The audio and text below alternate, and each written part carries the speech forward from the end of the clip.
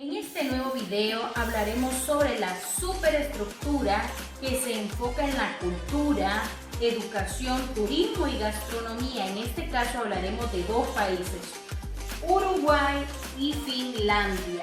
Esta exposición la haremos a manera de una feria donde se podrá ver cada uno de los aspectos que antes mencionamos. Cada uno los reflejaremos. Bien, hablemos exactamente de Uruguay, su cultura, educación, turismo y gastronomía. ¿Cuáles son esas costumbres, esas tradiciones que Uruguay maneja? El mate es uno de los elementos tradicionales más típicos de la cultura uruguaya. Esta infusión con hierba mate, una tradición de este país. Si usted llega a Uruguay, con eso lo van a recibir, con una bebida de mate. Existen varias leyendas sobre la hierba de mate que envuelven en una gran creación. Esta bebida es diariamente consumida por gran parte de la sociedad uruguaya. ¿Por qué? Porque quienes la comparten es a través de una charla, una amistad. El mate está considerado que une a los uruguayos. Bien, otro aspecto de la cultura de los uruguayos, el tango, es una de las expresiones más originales que se caracteriza de mayor manera en esta cultura rioplatense, un género musical que fue explorado en el mundo en las orillas del río y que tiene como pilar al señor Carlos Gardel, entre otros personajes. Bien, este personaje está envuelto en una gran polémica, ya que tanto los argentinos como los uruguayos se atribuyen su nacionalidad. Bien, hablemos de la educación uruguaya. Hoy en día es una de las más avanzadas en la región. ¿Por qué? Es una de las más progresistas de toda América Latina y el Caribe. Entre otros aspectos, se refleja el hecho que Uruguay tenga uno de los índices más altos de alfabetización en la región, con una tasa del 98.5%, que se ubica en el 36ª posición a nivel mundial. Y en el contexto local solo se supera por Cuba, que alcanza el 9º lugar. El gasto anual que el sistema educativo alcanza es de $87.000. Esto fue hasta el 2019. Bien. Turismo. ¿Qué se necesita para viajar a Uruguay? Requisitos para ingresar a este país: pasaporte vigente durante la estadía completa en Uruguay, contar con la solvencia económica para financiar la estadía en este país, reservación de vuelo de retorno, comprobante de la salida del país dentro de los 90 días que están permitidos que estén los turistas. Bien, dentro del turismo existen esas personas que se dedican a la elaboración de artesanías, dependiendo su país, ¿verdad? Cada una de esas artesanías contiene un valor sentimental y dentro de lo que cabe del sentimiento del país. Mencionemos algunos lugares turísticos de lo que es Uruguay. El balneario Punta del Diablo. En sus orígenes era un pequeño pueblo de pescadores ubicado en la costa del departamento de Rocha. La distancia que lo separa de Montevideo es de 298 kilómetros. Sus playas enmarcadas en tres puntas rocosas que conforman el tridente ocupan alrededor de 10 kilómetros de costa. Otra ciudad muy conocida y que la gente anhela conocer es Piriápolis. Es una ciudad, un balneario del departamento de Maldonado, ubicado a 1 hora conduciendo hacia el este de la capital, Montevideo. Ahora nos vamos a enfocar lo que es la gastronomía de Uruguay, sus platillos típicos. Comencemos. Uno de ellos es lo que llamamos farinata. Es una torta torta a base de harina o de masa, lo que llamamos, con algunas hierbas contenientes de este país, de Uruguay.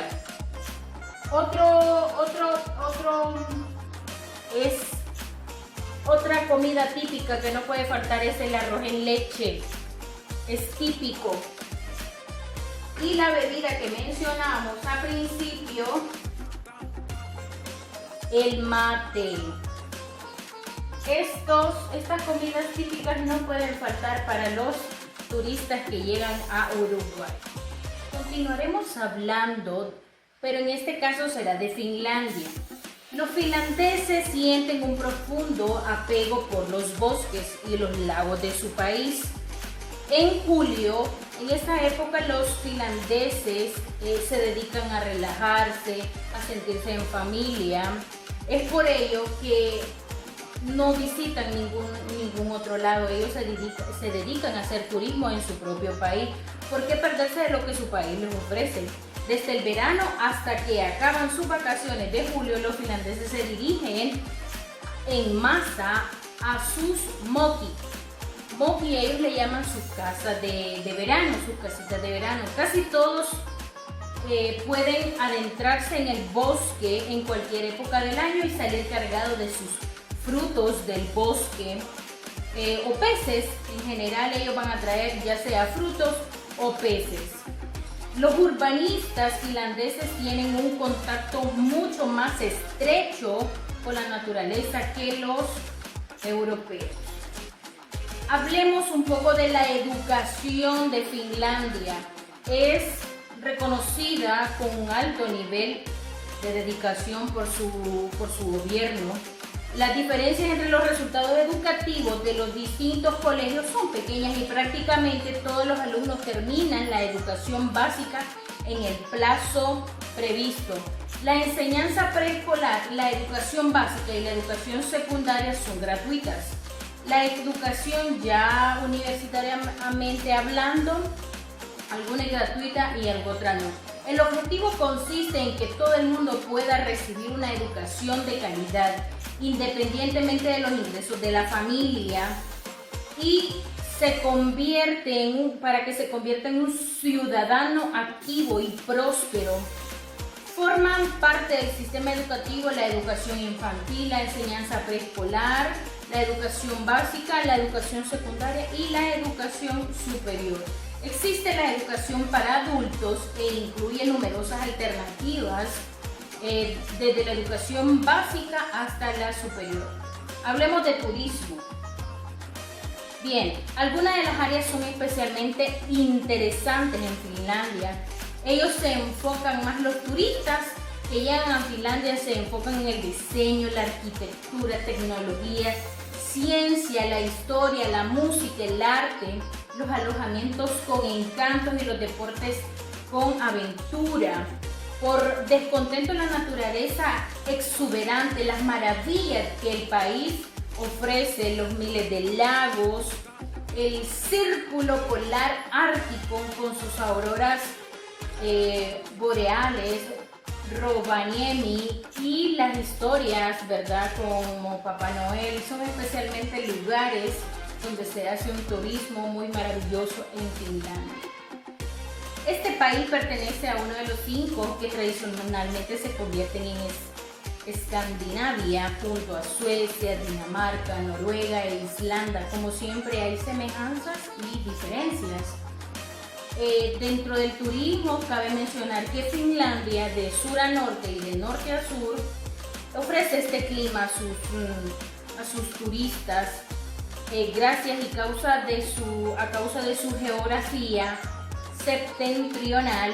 Las estaciones en Finlandia son muy marcadas. Al poseer un tercio de su territorio por encima del círculo polar ártico en verano, estas ciudades como Rovaniemi o Inari no conocen la noche. Igualmente, durante el invierno la luz apenas aparece como un una lucecita ya en el horizonte. Este clima tan extremo se suaviza en la norte y sur del país, donde viven la mayoría de los finlandeses, aproximadamente unos 5.5 millones. Hablemos de la cocina finlandés. Se parece mucho a la cocina sueca, a la alemana y a la rusa. La diferencia principal con la cocina sueca es la preferencia por comer sin azúcar. Por ejemplo, el pan centeno, que es este que les voy a mostrar, sin azúcar, pan centeno, lo hacen a base de masa agria. Es un popular en las mesas finlandesas, esto no falta, y podría decir que es una comida básica y típica de Finlandia, ya sea simplemente con mantequilla en el desayuno o con queso o algún vegetal, pero no falta. Hablemos de un alimento súper mega básico de la comida típica de Finlandia en todas sus variedades, como por ejemplo tenemos la harina de maíz para Sudamérica. También hay un ingrediente en Finlandia que no falta en esas mesas finlandesas, y es las patatas, lo que llamamos comúnmente patatas, y en nuestro país Honduras la llamamos papas. No falta en las mesas de los finlandeses, y también podemos mencionar que un aspecto importante es que es un alimento bastante cómodo en Finlandia. Otro platillo a mencionar es la carne de pato, que es uno de sus principales platillos finos a degustar de la familia finlandesa. Sin duda alguna, no puede faltar con el puré de patatas. Bien, vamos a hablar del análisis del impacto cultural y educativo de estos dos países. ¿En qué nos enfocamos? ¿Cuáles son sus diferencias?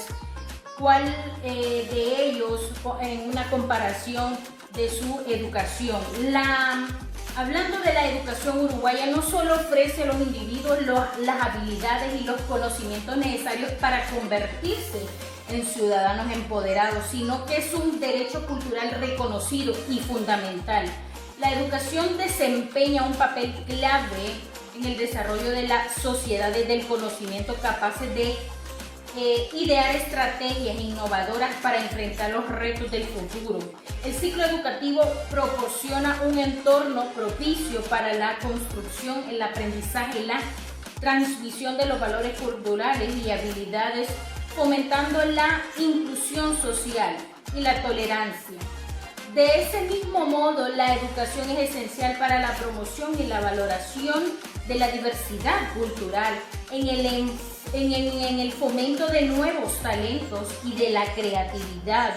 La dimensión de la educación analiza la relación entre la